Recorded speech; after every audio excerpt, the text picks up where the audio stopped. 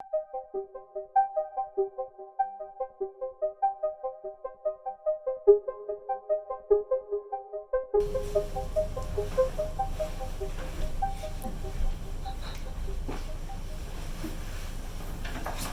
everyone, I'm Commander Granger. You might know me as Miss Granger, but in a previous life I used to be an astronaut. I thought I'd bring you all out to space to share with you this fabulous story called Give Me Some Space by Philip Bunting. So settle in, because this is a very long story. Throughout the story, I might interrupt every now and then to share one of my own stories for when I was in space and I was still an astronaut. Give Me Some Space by Philip Bunting. Ever since the stars aligned to bring her here, Una has loved space. Her first step was one giant leap. Her first word was gravity. And with each birthday, Una's case became ascendingly astronomical. Now, after a few more laps around the sun, Una lives in a world of cosmic curiosity and intergalactic inspiration. So she's got a picture of the moon over here and her fish Neil. So there was a famous astronaut who was nearly as good as me, and his name was Neil Armstrong, pretty famous. And then there's her observation book and an actual meteorite. Like, I've seen heaps of that. Now is a good time to interrupt and share with you a video of when I got caught in a meteor shower in space. I lost my helmet. I thought it was going to float away, but thankfully I caught it just in time. Yeah, we'll keep reading, shall we?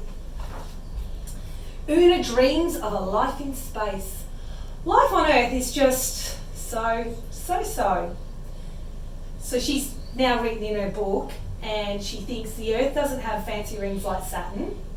The Earth doesn't have a go-getter name like Mars, and the Earth is named after the ground. Dirt, soil, mud.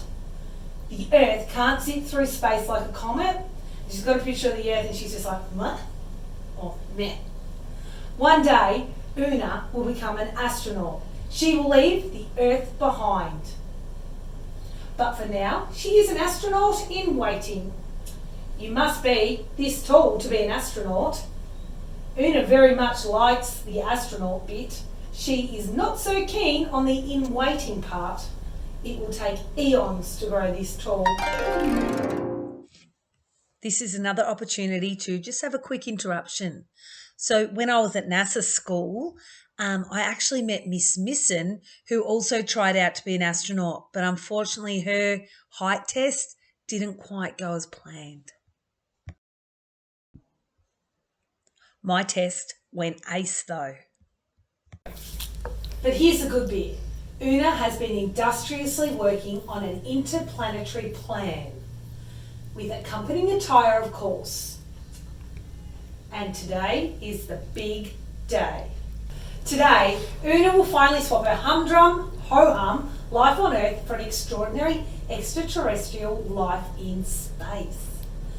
Once she has packed a picnic and said so long to Neil. Her mission, to find life in space. But she'll have to get there first. Attempt 1 was soda and mints in the bottles, but it was a fail. Attempt 2, giant party balloon filled with hydrogen. Nope. Attempt 3, a rocket. 5, 4, 3, 2, 1.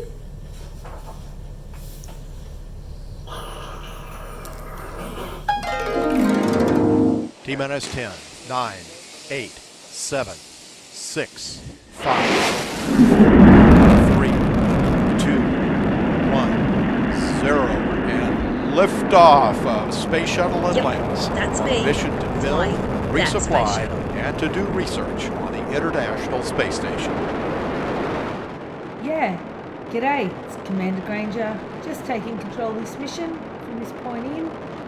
Gotta say that I think we nailed that lift off.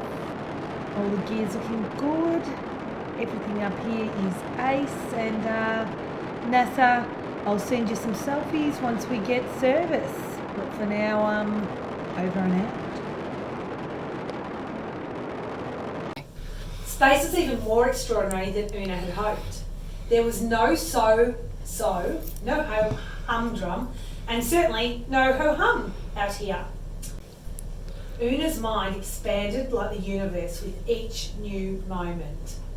Space and time seemed to stand still as she travelled further towards the edge of the solar system. With all of this astronauting, Una had worked up quite an appetite. So she found a lovely spot on a ring of frozen rocks and launched into her chair. In the distance, something caught Una's eye. Shining in the light of a nearby star, a tiny blue speck seemed to shimmer as if it were alive. Captivated, Una quickly packed up her picnic and set off towards it. As she moved closer, Una could see that the shimmering blue planet was orbiting on a tremendous loop around its star. What could it be? Had she discovered life in space? A trillion possibilities rushed through Una's mind as she approached the spinning, sparkling sphere.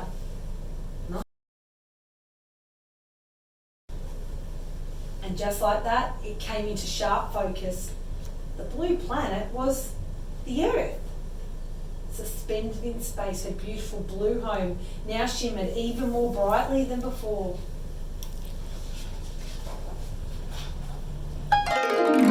Sorry to interrupt in the really good part of the story.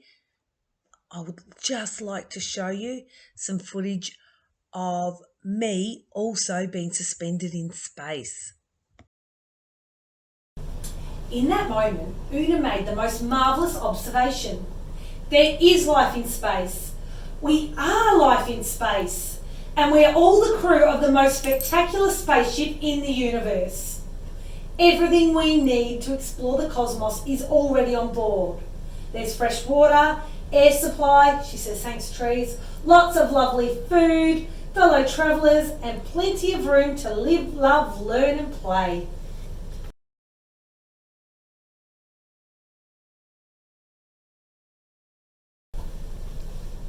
With her mission complete and astronaut ice cream supplies severely depleted, it was time to return home and begin a new mission. We are all travelling through space right now. The Earth is our spaceship and it's the only home we've got. It is our mission to take care of the Earth so that we can explore the universe for light years to come. Oh wow, that's a relief. I actually got it finished without this year Mrs. Hamilton pranking me. Last year she drew a mustache on my face and told me that it was all washed off, and it wasn't. It was so embarrassing. Oh, thank you. Cheers.